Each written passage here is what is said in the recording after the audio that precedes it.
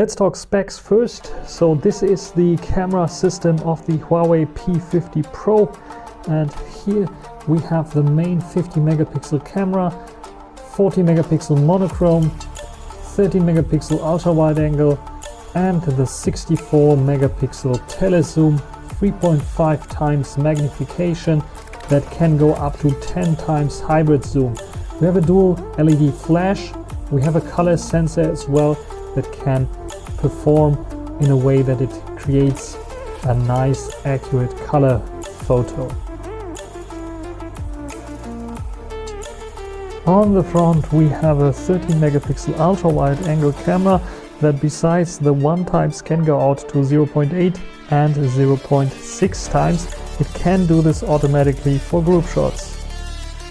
Here now a quick zoom test. You can zoom in video up to 10 times, and around 3.5 times you will see a jump where it will go to the telezoom periscope lens, and the quality is, I think, quite fine for 4K 60 frames per second. Then I took some photos of the ducks in 10 times zoom, and I think the quality is also pretty nice for a 10 times zoom, hybrid zoom.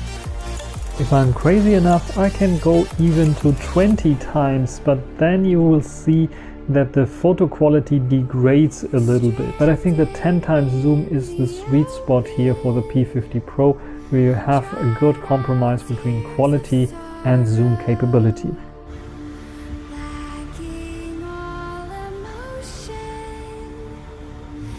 Pro is the mono sensor, which allows you to create monochromatic photos with a unique micro contrasty look that is very cool. The slow motion feature Huawei was praised so much is still there, but in a slightly downgraded manner with 960 frames per second in full HD.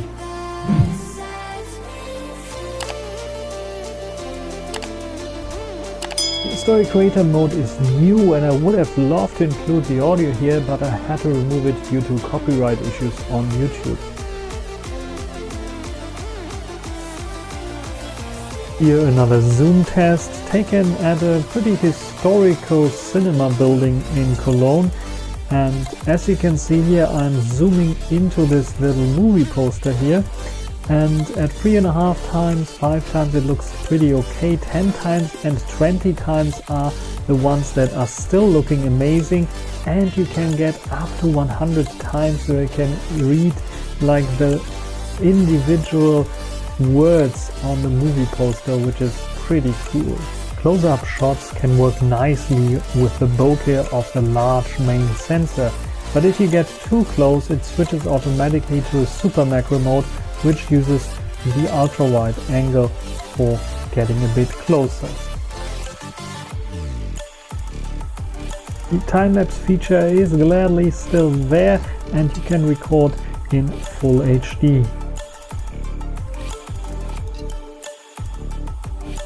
When it comes to the camera app, it's nice and snappy, and it's the same camera app that we know already from Huawei. So we have a night mode, we have an aperture mode, we have a portrait mode, we have a normal photo mode with beauty effect, a video mode where you can have also a beauty effect if you want to.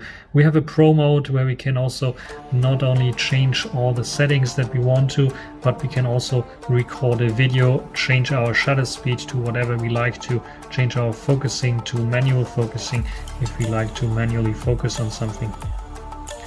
Then we have, of course, under more, a few other options, just like the monochrome lens option that allows us to use the monochrome lens.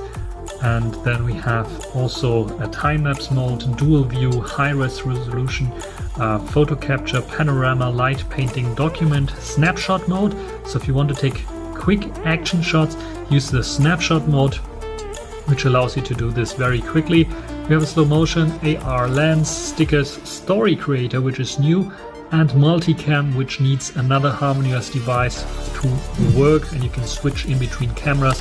I already showed you this, but I will give you a nice example. Last but not least, night mode or darker conditions and low light conditions. The Huawei P50 Pro is a nighttime or low light condition king, so low light where there's a little bit of light shining through are still fantastic.